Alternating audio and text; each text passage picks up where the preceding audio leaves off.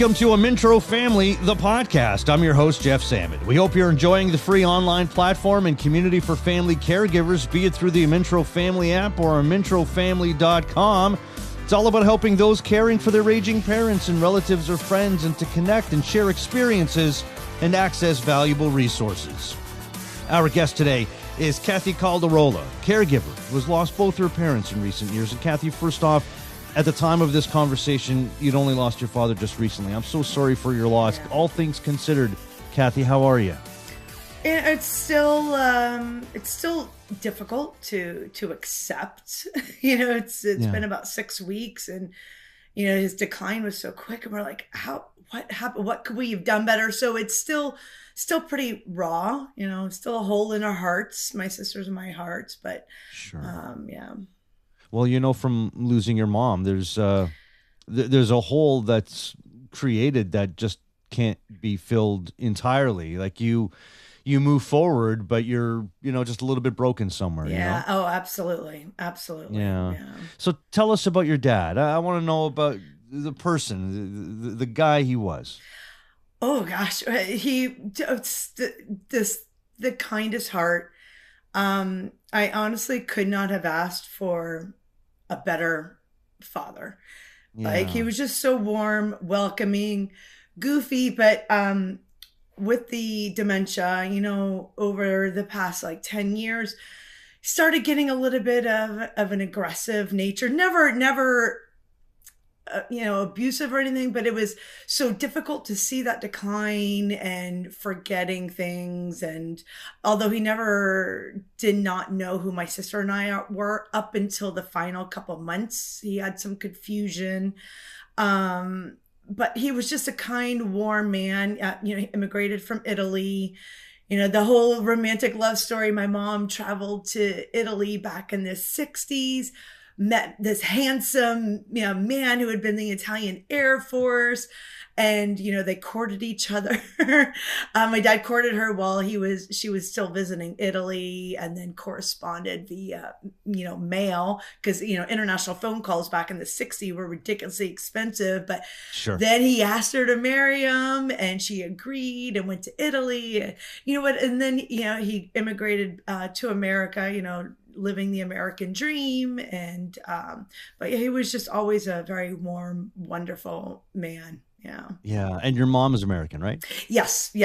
From Brooklyn. So she was a Brooklyner through and through. From Brooklyn. Oh my God. She brought home an Italian guy. Yeah. She was a hero. Exactly. Yeah. Yeah. So with your dad and with his illness, and my dad had the same thing. My dad had dementia. We lost him in 2021, as our listeners are well versed on, because I talk about him in just about every episode that we've done so far. And he had Alzheimer's. He had dementia. What did you notice about him that you went, oh, something's off. Something's not right here? It was just things slipping, forgetting. I'm 51 and I'm forgetting stuff. Sure. Right? So the very forgetfulness, but then he was the man of the household. So he wanted to handle all of the bills. He still wanted to pay everything, the credit card. And then he was slipping. He wasn't mailing payments because he still wanted to do everything by checks. At the time, he didn't agree to let me handle online. Hey, Dad, I could easily do this online. No, I'm going to do it. And then he kept slipping and forgetting to mail the check for the credit card statement on time. So, and then of course the late charges that incur from not, mailing payment on time. Or sometimes he was writing checks from an old checkbook, an old account that was no longer valid, that he wouldn't let my mom throw away. So then he was bouncing checks at the grocery store and stuff, because he refused to use credit card. He was a cash man. He believed in checks. did not like using credit card.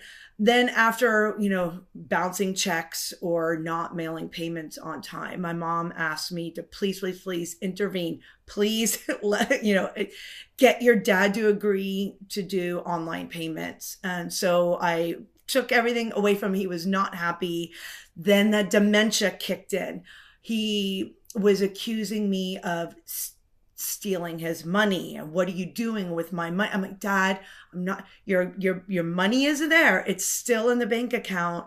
It's just, I'm going to handle these things online because you're missing payment. So he still wanted that control, but he was losing control. So forgetful. So when you would tell him that he was missing payments, would he argue about that? What? Yeah, no, I'm not. That's exactly 100%. 100%. And then he would get the statements in the mail, and then he would call me up. Well, what does this mean? Dad, because you missed a payment, you are now getting charged these late fees that you owe, right? But why do I owe this money? Your payment was late. So this is why Mom had me do the online stuff for you. So yeah. That must have been tough, because I know for me, you see your parents and you go, well, they are the ones I go to when I have an issue, when I have a problem. They take care of things. Yeah. They figure things out when I can't.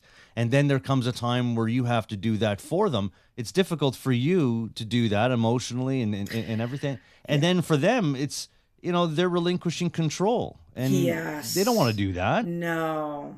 Yeah. It's a tough thing to go through for everybody. Yeah. And it's like, I understand the confusion, but it's like being accused of stealing. I'm like, no, I'm not, Dad. I'm not taking anything from you. I'm trying to set you up nicely so you have funds when you do retire. Because at this point, he still hadn't even fully retired. So, yeah. So you had your mom still around when you noticed your dad's health was declining. And during that decline, you lost your mom. Yes. So my mom was 6 years younger than my dad. So she was still more with it. She started slipping towards the end, but she was still very, very headstrong, very much knew what was going on. So she would, she and Dad would constantly have arguments because she was not patient with dealing with someone that she kept having to say the same things over and over. And she'd call me and they'd be had gotten into, large arguments. So it was also very stressful because this would all be like during my work day. They'd be calling me at work or calling me on my cell phone. I'm like, So she was not very good at working through this with Dad. And I'm like, I get it. It is really frustrating to hear the same thing over and over. And then he's still trying to maintain control. And then the more aggressiveness started between the two of them. Yeah. Yeah, they're together. They're in the same house. Yeah. It's really rough. And I remember trying to remove my mom from the situation every once in a while just to give her a bit of a break. But she was stubborn. She wanted to stick around all the time and do everything for him. And that's just not possible, especially as the illness increases. So, there I was supporting the primary caregiver to my father, which was my mother. You're doing that for your mother. And then you lost her. What happened to your mom? She had been very overweight most of her life. After having me, I'm the second child. She just never lost the weight and struggled. And then all the health issues that come from the obesity, type 2 diabetes and stuff. So her health, we think she had multiple strokes, like after we had MRI when she was admitted to the hospital. She had multiple strokes. And we think ultimately some weeks before, I just happened to go visit because I wanted to visit for Mother's Day. Yeah. And they're living in Florida by this time? Yes. Yeah. And so, you're in Toronto. Yes. So it also kind of like added to the complexity because I tried to spend as much time as possible with my family in Florida when I'm living in Toronto. But Mom we think she must have had a serious stroke because all of a sudden she said one evening, this is prior to my visit over Mother's Day, almost 4 years ago now. She sudden loss of hearing while she was watching TV. And then she didn't tell my sister to the next day because my sister lives in town. My sister went to go do the stroke test where you do these things, smile and lift your arms, all these things. And my mom like chuckled through it. She's like, I'm just fine. But in the end, she still had sudden loss of hearing. And we think it was a sudden stroke. And then because her decline was pretty rapid after that. Yeah. Wow.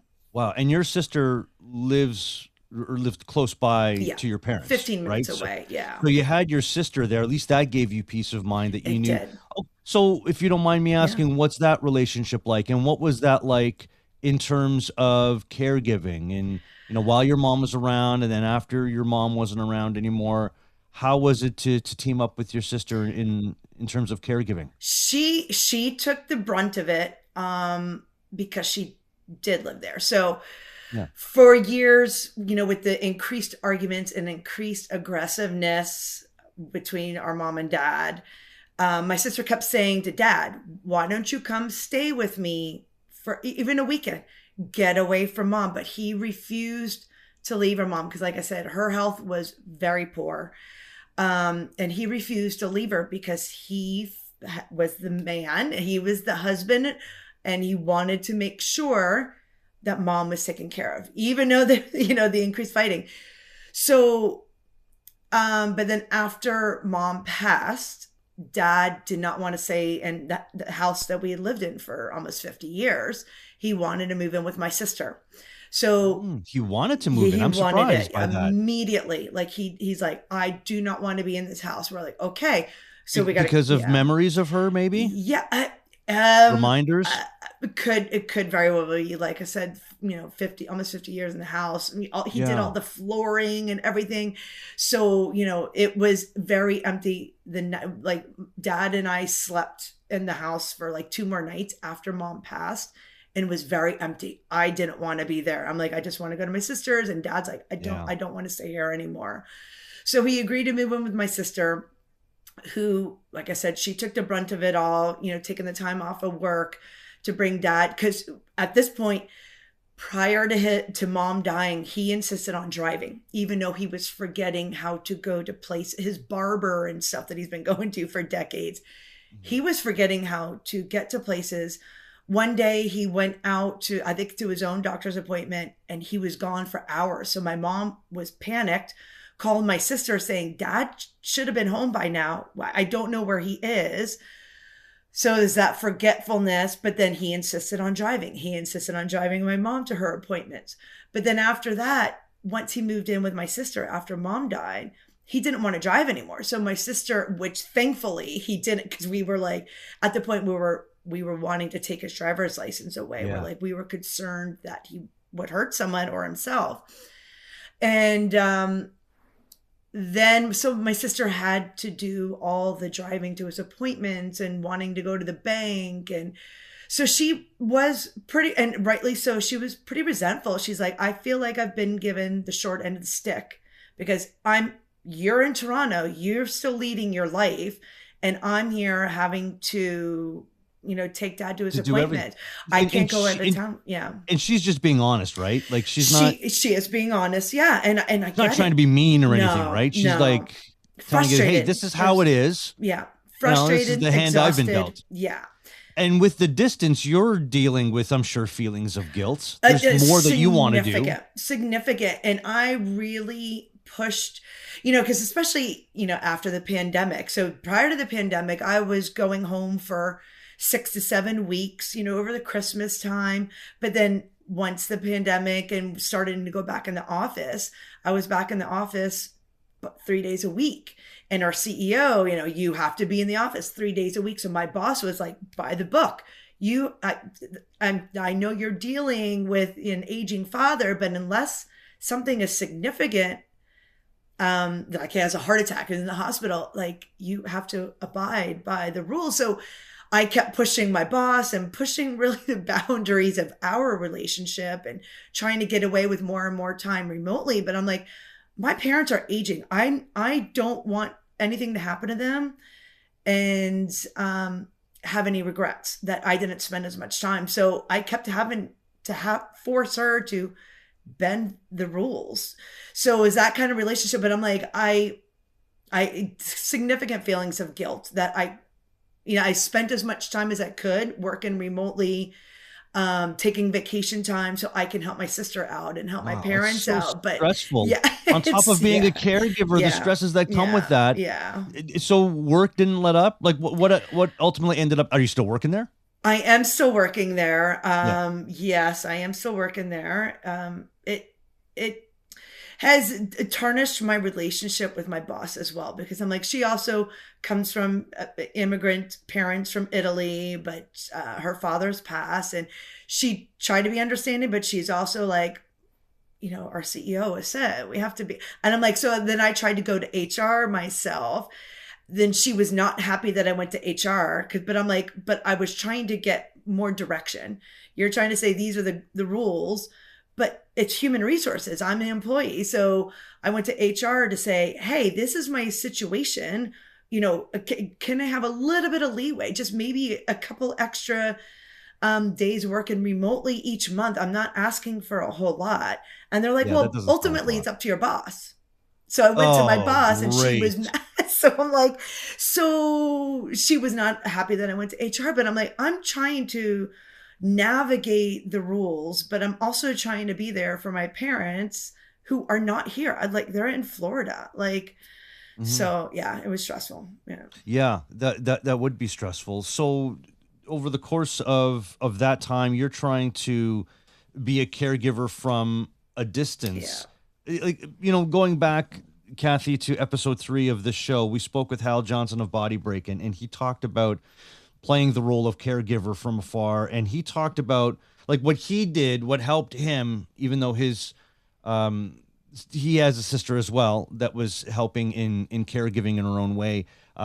He used technology to really bridge the gap. Like that helped him, having cameras and in his parents' home and a doorbell camera and using apps and that sort of thing. What do you think it was that best served your role in playing caregiver from afar? Like if technology was a real savior for Hal, maybe it was your sister, but what was it for you? Well, back when mom and dad still lived at home and mom was alive, she could hear, because my dad also had significant hearing damage from younger years growing up in Italy, farmer, loud equipment, significant Mm, hearing loss. You can never really talk to him. But honestly, just the simple telephone, I called my mom frequently, and kept in contact, and she knew how to work the phone. My dad still couldn't figure a simple phone. My mom couldn't really quite figure out mobile phones, so we didn't have that.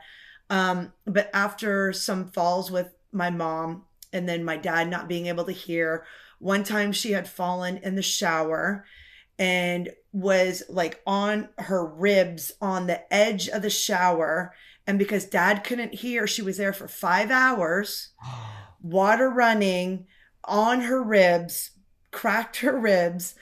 But at this point, I kept telling my mom, I'm like, please, please, please, after multiple falls, please get one of those life alert buttons. Or if you're going to go to the shower, keep the phone right where near the okay. shower. So if something happens, you can hopefully grab it. But it Who was who found after, her? yeah, what's that? Who found her after 5 hours? Dad, I think finally had to go to the bathroom or something. It was like, Oh, so oh, he what are you doing happened. here? Like Oh, confused why wow. she'd be on the floor. Yeah.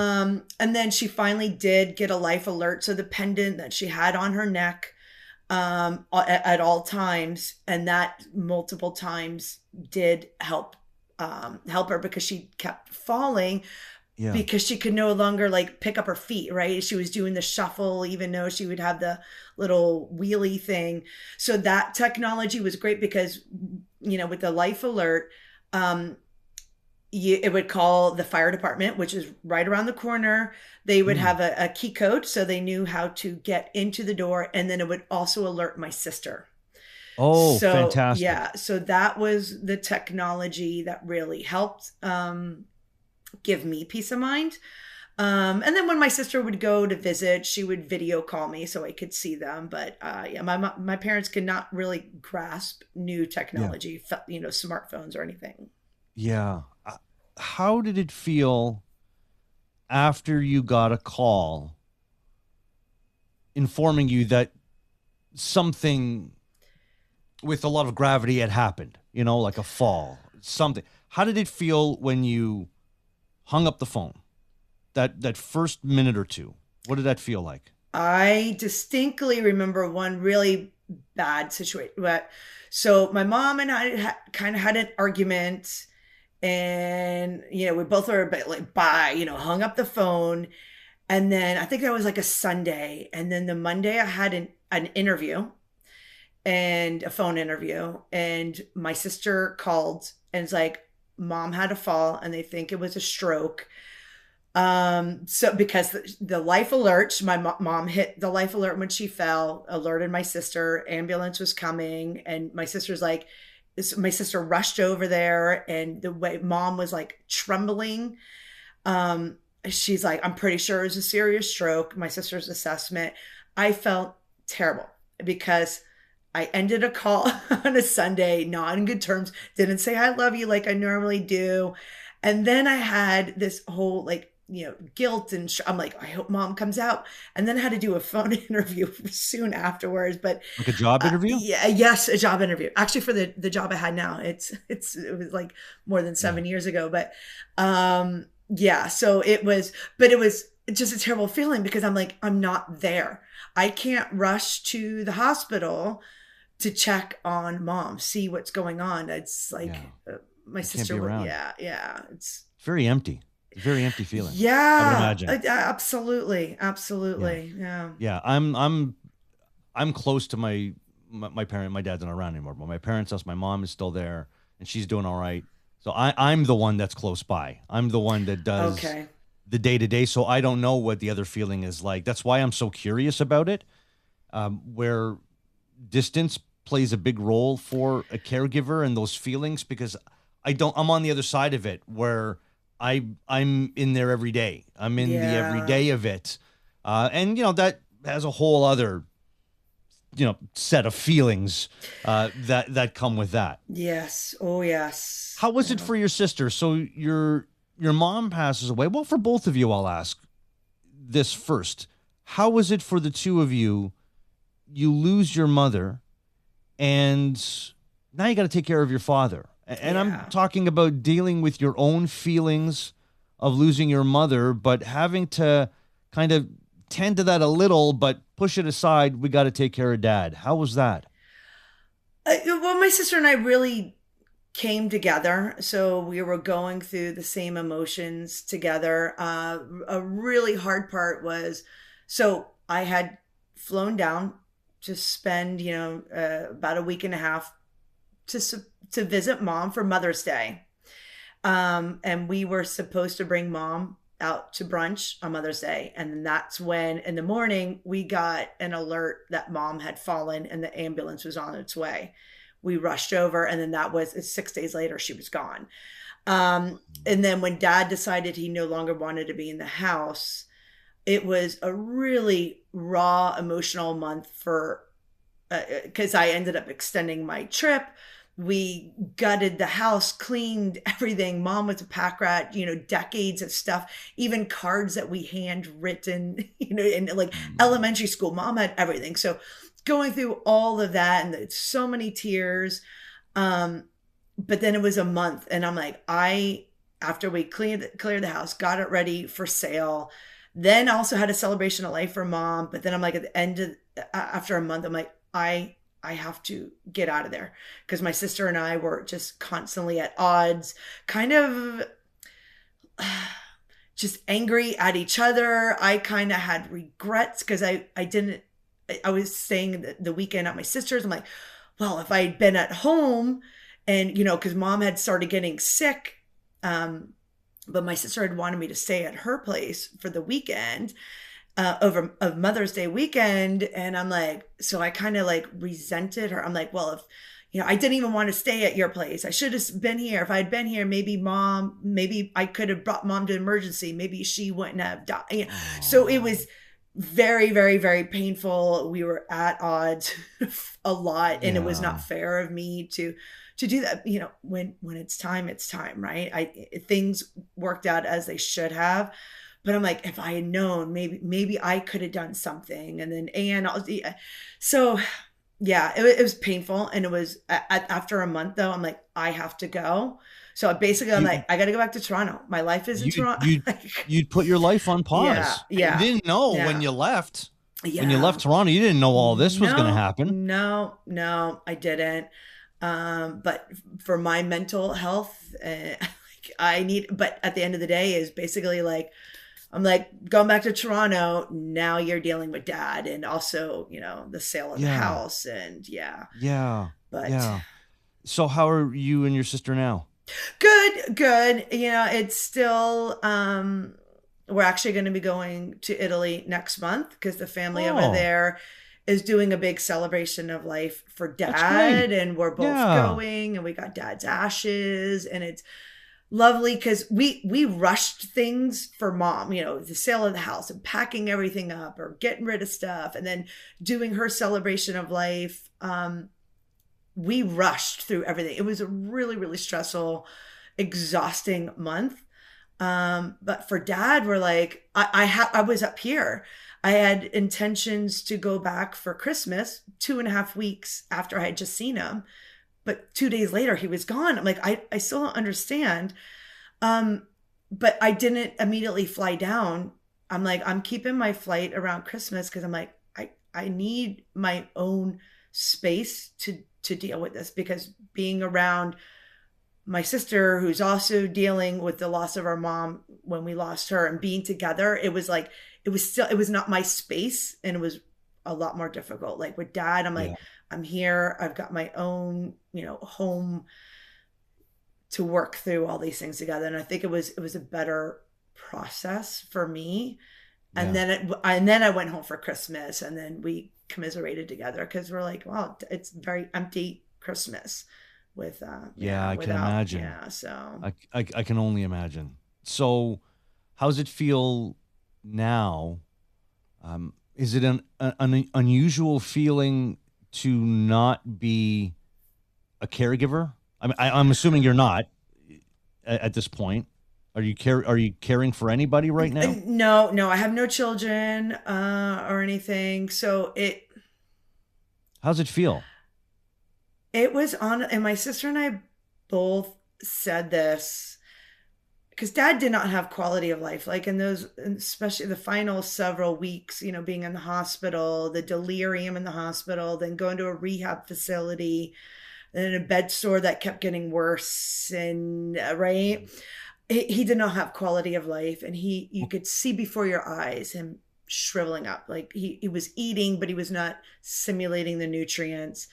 He did not have quality of life, and my sister and even I both said with guilt, we're like, it'd be so much easier if dad just passes quickly. Then we had guilt of saying that, but it's like he didn't have quality of life. But it was, I'm assuming it's the same for my sister, but once he did pass, it was very, very sad, very emotional. But we also were both relieved.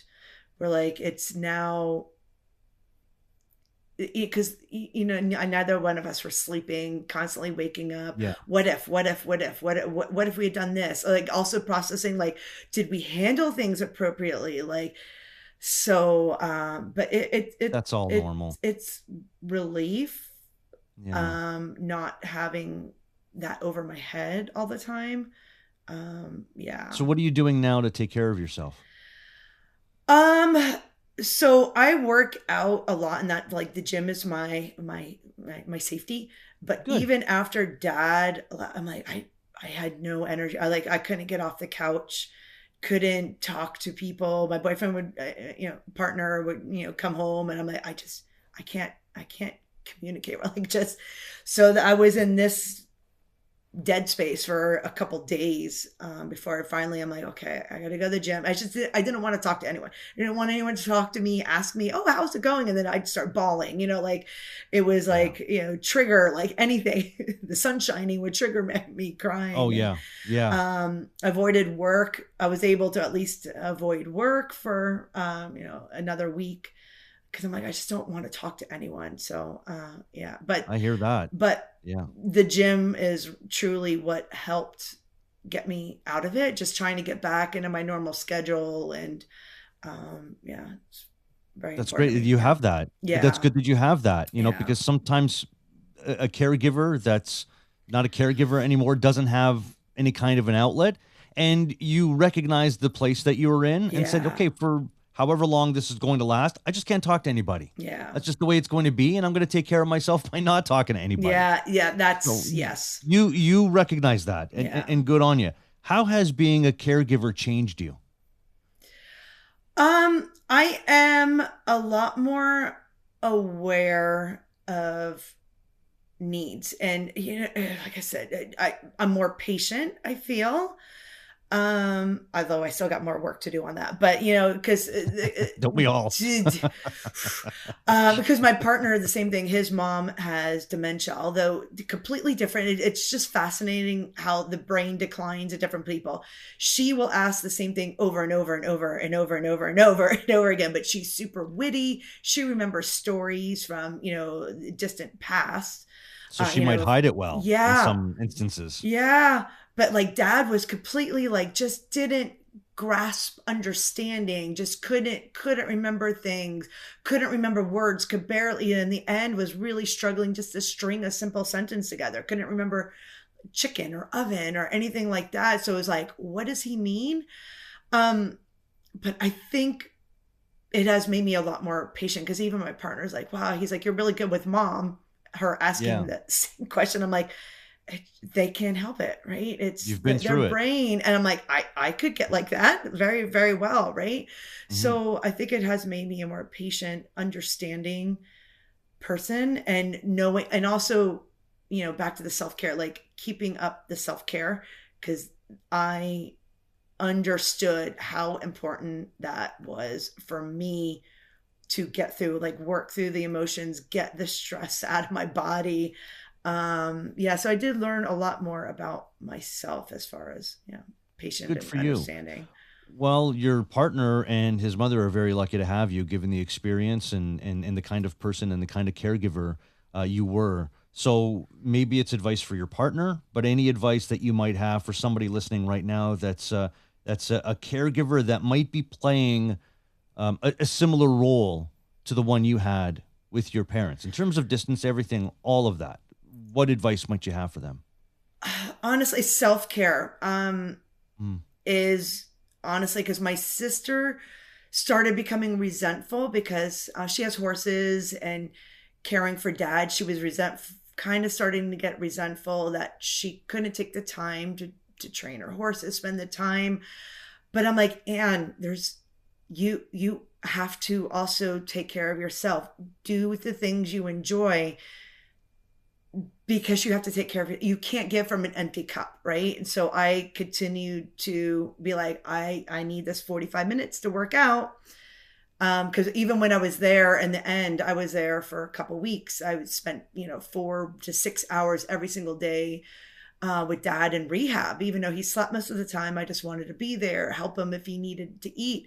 But at the end of the day, I still took care of myself, because it was exhausting, but it really helped process the emotions and everything. So yeah, that is my number one thing. Like, don't give up taking care of yourself, because it will, you've got to take care of yourself so that you could take care of who you're taking care of as well. Well, Cathy Caldarola, again, condolences on your recent loss and overall with your parents. It was nice to get to know them a little bit over the course of this conversation, and to hear about your caregiving story as well. My best to you and to your sister as well, and to your extended family. Enjoy your trip to Italy. Thank you. And enjoy honoring your father in that way. Cathy, thank you so much for joining us. Okay. All right. Thank you. Take care.